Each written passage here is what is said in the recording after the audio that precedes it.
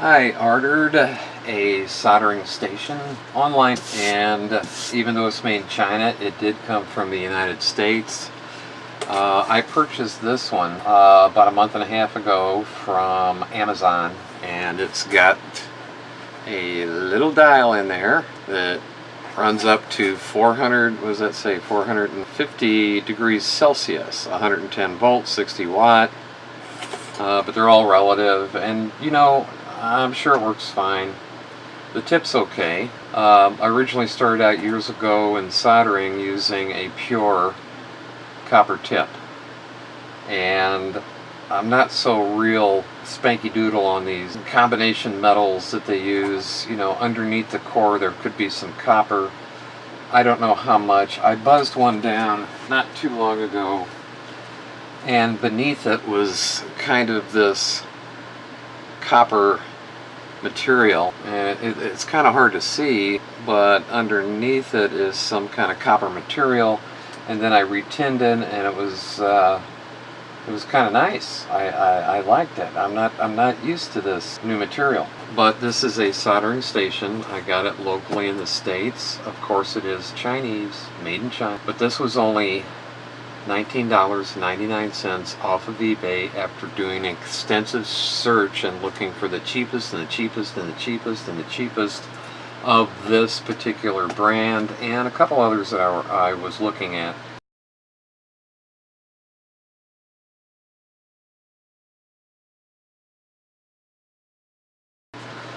And the longer you search and the more you put into it, or even just walk away from it and then come back the next day or a day or two later, there's an algorithm within the YouTube, within the eBay, within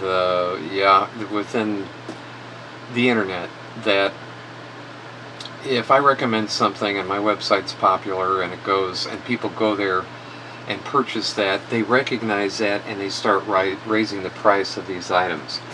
If nobody's buying their product, then they start lowering the price. I could probably, if you look online, you're going to see this for $20 all the way up to $50, $60. The sky's the limit on putting some on eBay. I've seen a screen that I replaced on a laptop for $38, free shipping, no tax. And I've seen that same screen online for $200, $300. If you're stupid enough to buy it, then you must have either an awful lot of money or you must be some kind of a idiot. Straightforward. So let's do a little unpacking. Technically eBay is a buyer's market. The seller themselves, they don't have the power technically that a buyer does. And there are organizations out there that will check the algorithm on how stuff sells, and if you want to eliminate your competition, there's ways to do it and force them to create a situation where they're forced to sell something at such a lower price they technically can lose money. Research on YouTube about the hidden world of eBay sellers, or the hidden world of manipulating sales on eBay and eliminating your competition, because truly this should sell for more than $20. And I got it, like I said, free shipping, out of state, no tax. I think it was Philadelphia this one came from, or maybe New York. It really doesn't matter, but it came from within the state, so somebody made a buck somewhere. Now just remember this, $20, okay? And this is what I got. Well, an instruction manual. Who the hell reads those, right? Here is the soldering iron stand, metal, nice. I guess I could put, well, I could. We'll just say that this is for cooling. And then I got my little pan for my pad. I guess I could put mine in there. that might be, the ridge might be a little high on that, because I like to wipe mine low. So maybe I could improvise something, unless this swells up pretty high, or I could put 2 in there. Yeah, that'd do it. So this is nice. And here's the soldering iron. Got my connector pins for sensing, electrostatic discharge, and the heating element. A little nice cap on it. That's nice. Strong solid plastic. Once it cools down, then you could put it on there to protect it. I myself like to hang mine up. I made out of a coat hanger, and I stick it up here in between 2 pieces of metal, and just, you know, out of a coat hanger, bend it in a U, and then it keeps it upright and out of the way. Cap. Nice. Oh, I can live with that. Well, for right now, this is good. Let's get that on there. I'll sand down that area. God, I want to do that right now. Okay, so put this off to the side, and this. Anyway, Babylon. Let's open this up. Yeah.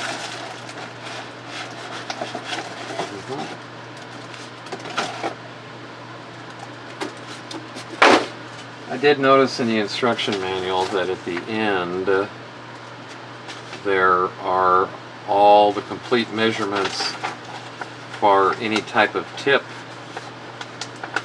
that you may want, and it gives all the outer diameter, inner diameter information that you would need if you go online to order any tip replacements. And I believe the one we got here is this top one, or this one. Let's see, $20, remember? Okay. Well, this looks pretty nice. There's a calibration dial in here, which is slightly off, and I think if I bend it a little bit, it'll push it down to its position. There we go, it's nice and centered. I can increase the calibration, I can decrease it, so I'll leave it about where I had it. This goes up to 480 degrees Celsius. This went to 450.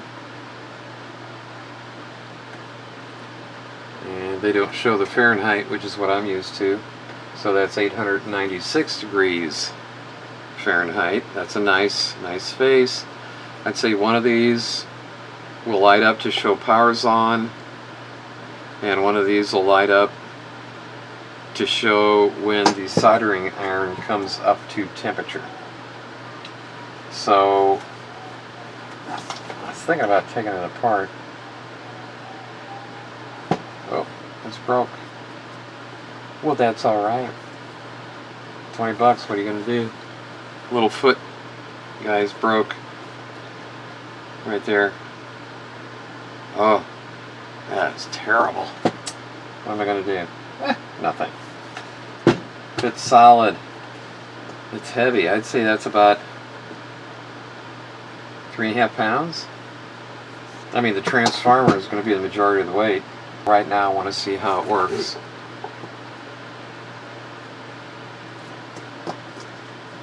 So, we'll plug it in. And there's the power light. Let's just go ahead and shut it off. I don't want anything happening until I plug everything in proper. I don't have a pure way to test temperature other than one of these, and I don't know if that's going to be accurate enough, but I'll shoot there again. I'll give it a shot. Let's undo this guy. I like to hang on to my twist ties because they come in handy for 2 different things. Alright, the cable, it's nice, silicone-y.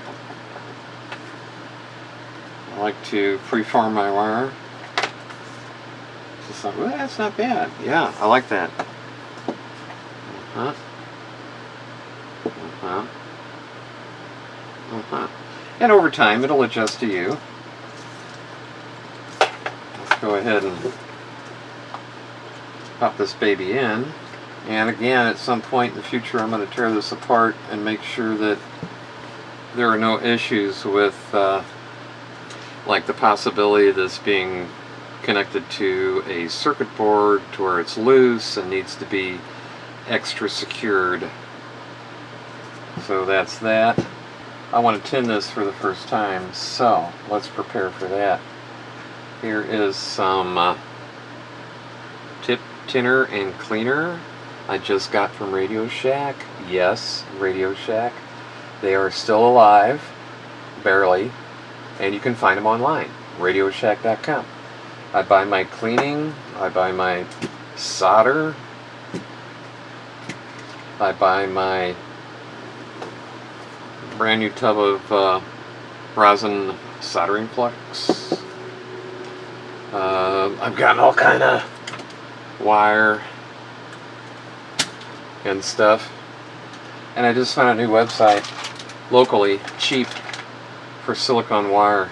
Really nice stuff. Oh my gosh, I am absolutely, when I got that, when I opened it up and I saw that and the quality of it and I tested it, I almost cried. I was so happy, because that kind of wire is just super flexible and super usable. It's a joy to work with. So turn it on, flux.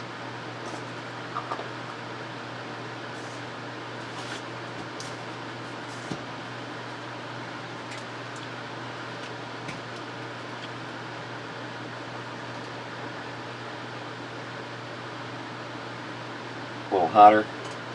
Let's take it up to 700 degrees Fahrenheit. I want to tin up a little higher. I can do that. It flows real nice. I'm kind of pleased with that. Let's see how it works with a copper sponge. Yeah. Bring it up a little bit with my wet sponge. Yeah, need to bring it up. Let's go up to 800 degrees Fahrenheit. Spot on. See, now I've been using these for so long, it just plugs right in. This already feels quite nice. God, it feels better. I like that. There we go. Looks clean. And then I go to use my copper. Clean.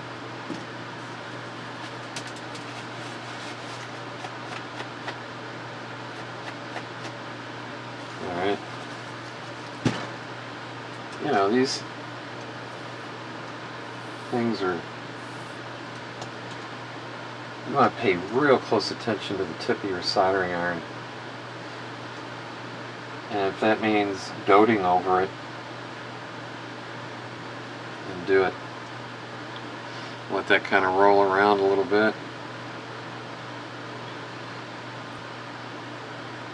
Looks good. I don't know. Now we have tip tinner and cleaner. Open up. This stuff's expensive. $7-8. Alright. Puts a nice bead on it.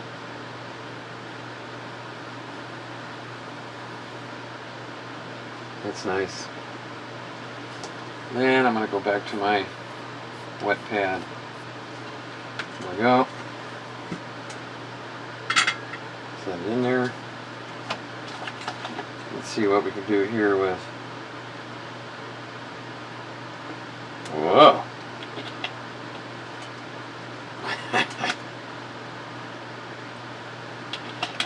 Kind of explosive. Kind of cool. beans that I like to roll mine down like this. That way I can stay away from the middle. Or, you know, I could always do it this way. Well, that's a pretty hefty sponge, I must say. Oh, I like that. This is good. I'm very pleased. And I'm going to tell you what, $20? You know, if you're a hobbyist, and I'd even say a professional, dare I, because I'm kind of like right in the middle. God.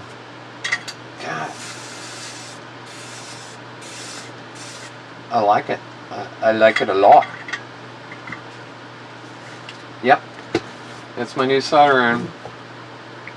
20 bucks. Alright, the definitive of Google says that the proper temperature, the melting point of most solder, is in the region of 188 degrees Celsius. That's 370 degrees Fahrenheit. And the iron tip temperature is typically 330 to 350 Celsius, which is 626 to 662 Fahrenheit. Although the tip temperature is not the key element in soldering, you should always start at the lowest temperature possible. So typically 626 to 662 Fahrenheit are 330 C to 350 C.